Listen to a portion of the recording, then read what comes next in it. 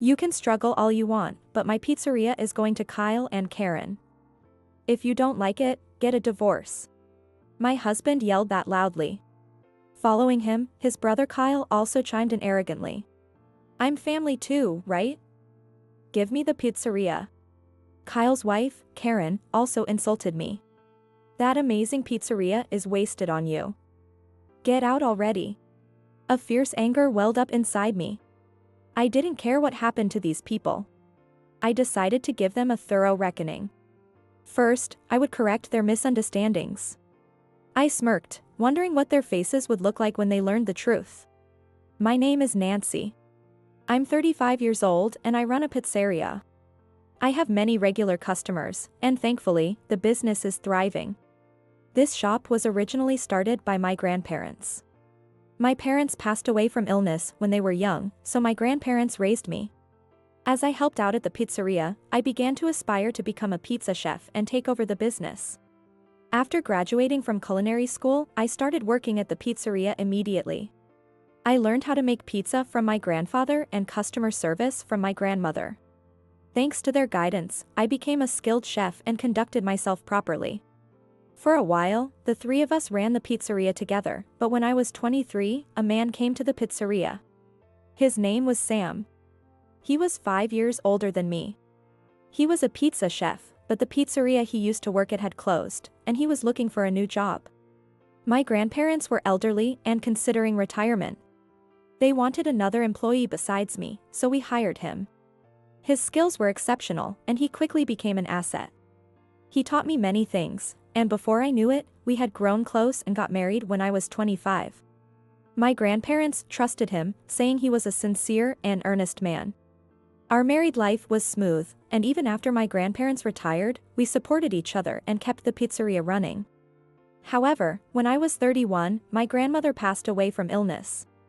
The following year, my grandfather also passed away, as if following her. After that, my husband's attitude began to change. When I was in the kitchen, he often looked displeased and said, "Why don't you handle the customer service? I want to focus more on perfecting the pizza." So, I want to be in the kitchen as much as possible, pushing me out.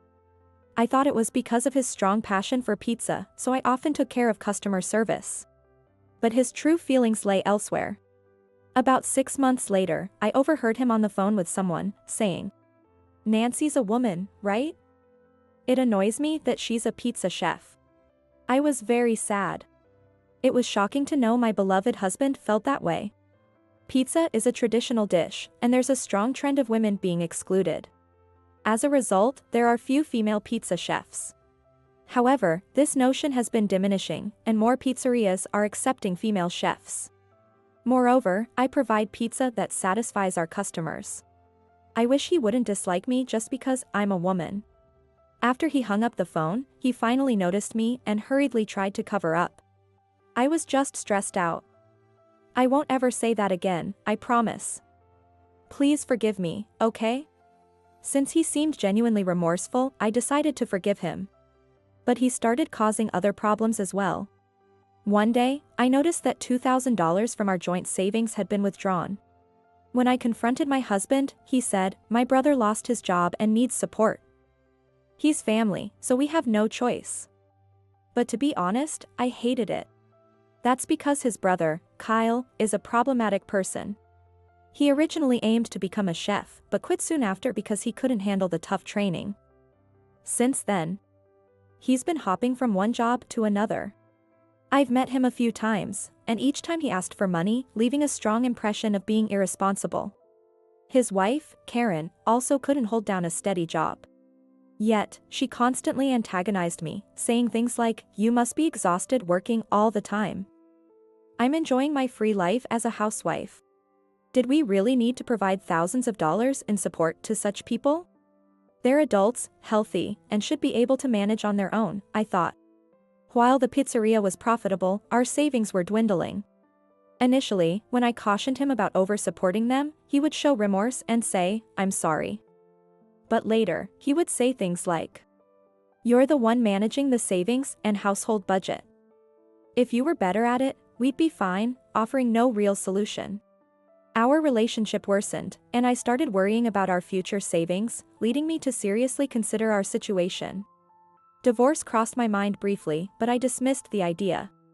My husband was skilled as a chef, and losing him would impact the pizzeria. Also, I clung to the unfounded hope that he would return to his old, responsible self. I later realized how naive that hope was. A few years passed since my grandparents' deaths, leading to the present. An unbearable incident finally occurred. On a day off, while I was hanging laundry at home, the intercom rang. When I answered, Kyle and Karen were standing there. "Hey, there. Starting today, we get to eat pizza every day." So happy. I couldn't make sense of what they were saying. When I turned to my husband for clarification, he nonchalantly said, "From today, they're going to be living with us for a while." I was even more confused. Upon learning more, I found out that they were in dire financial straits and couldn't even pay the rent on their apartment. My husband had offered, without consulting me, "You can stay at our place for a while." Moreover, since neither of them were working, we would also be covering their living expenses. I told him, "You can't make such decisions without consulting me." But he just said, "They're family, so it's fine," and didn't listen, forcing the cohabitation on me. My stress levels skyrocketed. On top of that, my husband would bring them to the pizzeria and feed them high-end pizzas for free. They acted like it was the most natural thing in the world, noisily devouring the pizza. To make matters worse, my husband even said in front of other customers, "You are on the house," causing regular customers to become suspicious. A regular named Mike frowned and cautioned my husband. "Sam, it's not good to keep giving family free meals. It will hurt the business." He showed a semblance of remorse, saying, "I'm sorry." Mike was a longtime customer and someone I had been close to since childhood. He was like a grandfather figure, always offering support. He would say, "Let me know if you need help." However, my husband didn't listen to his warning. He never complained to Kyle and always smiled at Karen. Watching this, a suspicion began to grow in my mind. I hoped I was wrong, but it was later confirmed. As my stress reached its limit, a major incident occurred. It happened on a day off. Actually, we've decided to give the pizzeria to my brother and his wife. It's always been his dream to be a chef, and I think it's a good idea. I felt like I was going to faint. Owning a pizzeria is a huge responsibility. I didn't think they could manage the business, and I didn't want to hand over the store I inherited from my grandparents to such people. I told them this clearly. This made them furious. My husband yelled at the top of his lungs. "That pizzeria is mine. I can do whatever I want with it. No matter how much you struggle, the store belongs to Kyle and Karen. If you don't like it, get a divorce." Kyle also spoke arrogantly, "I'm family too, right? Just give me the pizzeria." Karen also insulted me. "That pizzeria is wasted on you. Just get out already." A fierce anger welled up inside me. I didn't care what happened to these people anymore. I decided to give them a thorough reckoning. First, I would correct their misconceptions. I smirked, wondering what their faces would look like when they learned the truth. "I don't know what you are misunderstanding, but the pizzeria was inherited by me from my grandparents. It's in my name. So Sam cannot transfer it to you." When I explained this, my husband looked shocked.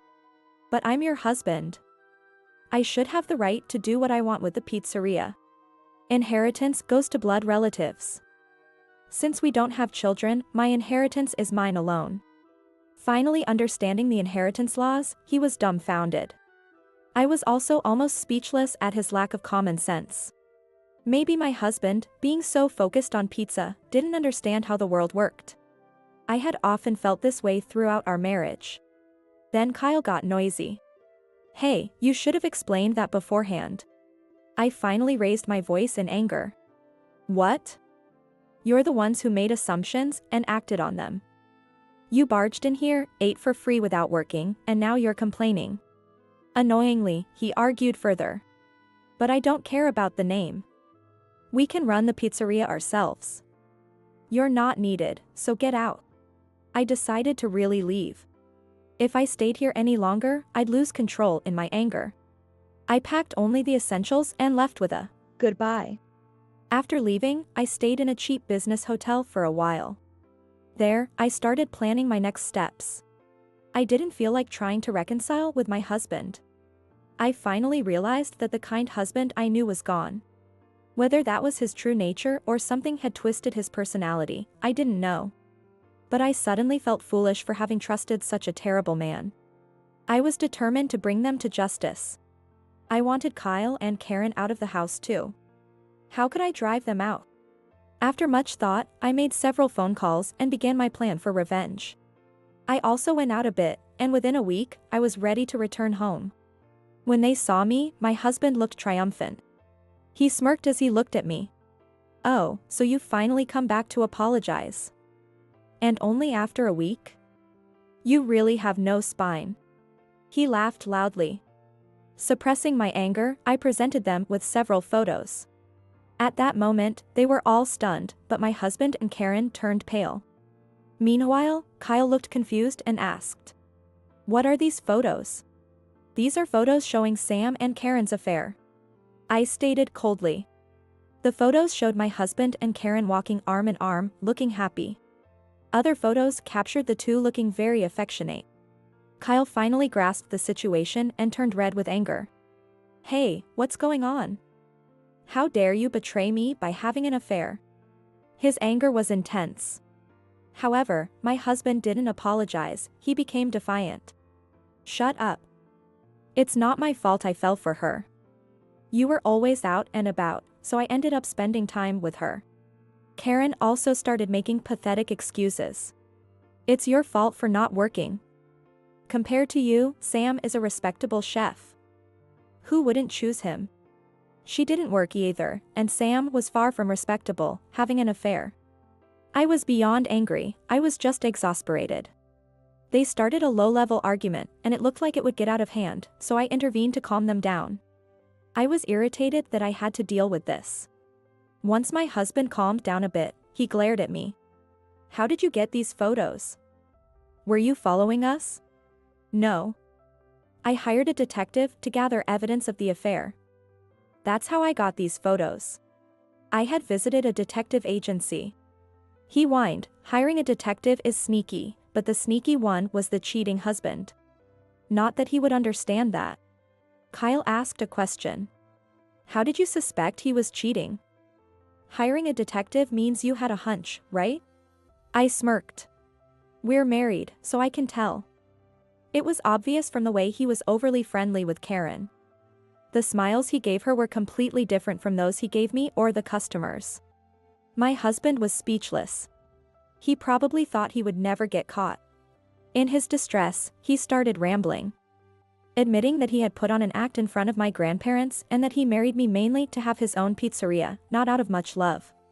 Despite the deep wound this caused, I gave him a cold stare. "I loved you so much, but you betrayed me. You did so many terrible things. Do you have any idea how much I suffered because of you? Can you even imagine?" I said this harshly, and my husband finally fell silent. He looked regretful, but I had no intention of forgiving him. They were also silent, perhaps feeling awkward. With the room finally quiet, I continued. "I'm going to demand alimony from Sam and Karen, so be prepared." This statement made Karen loud again. "Wait a minute. I don't have any money. How can you demand alimony from someone like me?" I cut her off. "Just get a job and earn it. You can pay in installments. It's unacceptable not to make amends after hurting someone." She was so intimidated by my outburst that she simply replied, "Okay," and fell silent again. I pulled out a completed divorce form and made my husband fill in the necessary details. "Once I submit this to the city hall, I'll be rid of this troublesome man." The affair issue was settled for now. But there were still things I needed to make them do. I asked them, "Do you realize you didn't just cause trouble for me?" They looked puzzled. Since they clearly didn't understand, I had to explain. "You gave terrible service to the customers, didn't you? Over the past week, I've been checking in with our regulars, and they all complained. The main complaints from regulars included making lots of mistakes without apologizing and loudly bad-mouthing customers in staff-only areas. One customer even reported that Kyle tried to pocket their change. When I told them about these complaints, their faces turned pale. Since you've caused so much trouble for our important customers, you'll need to apologize to them. I'm going to call the regulars now. And you'll apologize to each of them, I said. I took out my phone and started calling our regulars one by one. I briefly explained the situation, then had my husband, Kyle, and Karen apologize in that order. We repeated this many times. Every regular was very angry with the three of them, and the apologies took longer than expected. For Mike, whose address I knew, I sent them to apologize in person. When he saw their faces, he raised his voice. "You guys were terrible. How could you stand in front of people with such an attitude? No matter how delicious the food is. I will never eat what you make." Then, he turned to me with a gentle smile. "Nancy, cut ties with them. Even without Sam, you'll find better chefs. Yes, I'm going to divorce him. Thank you for everything. I really appreciate it." In fact, before executing this plan, I had sought advice from Mike. His help was invaluable, and I was very grateful. After leaving Mike's house, I made sure to drive the point home to them. "By the way, I told the regulars about your affair and other misdeeds. You might want to be chefs, but our regulars won't come to your restaurant. And if they tell others, no one else will either. Even if they didn't open a restaurant, knowing that many people were aware of their failures would be a significant blow." I told them to pack their things and leave immediately, and I quickly kicked them out. They ended up having a loud argument on the street. And the police were called to take them away. They were troublesome to the end. Although they didn't end up with criminal records, they separated and lived apart. Kyle and Karen also divorced. I submitted the divorce papers to the city hall and cleanly cut ties with my husband. Kyle still couldn't hold a steady job and lived a poor life. He had a lot of debt and was constantly running from debt collectors. As promised, I demanded alimony from Sam and Karen. Karen found a job for now. However, having been unemployed for so long, her salary was much lower than others her age. My husband also moved to a distant state where he knew no one and found a new job. But rumors spread from somewhere, and all of them lived with their past misdeeds exposed, making their lives difficult. Especially Sam and Karen, who had to keep working to pay the alimony. Their lives must be much harder than they imagined. They can suffer as much as they want. Even after Sam left, the shop's business remained steady. Regulars, knowing the situation, frequently came to support the shop. Although I had fewer opportunities to be in the kitchen because of my husband, I had been secretly practicing, so my skills hadn't diminished. With enjoyable days back, I was leading a fulfilling life. We even hired a new employee. She's a young woman who just graduated from culinary school. She still has a lot to learn, but she shows promise. Her attitude towards customers is good, and she has a good reputation with our regulars.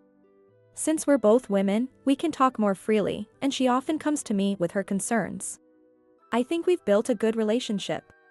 I'm even thinking that it might be nice for her to take over the shop in the future. But I still intend to keep working hard. While cherishing the pizzeria I inherited from my grandparents, I want to continue growing as a pizza chef and as a person.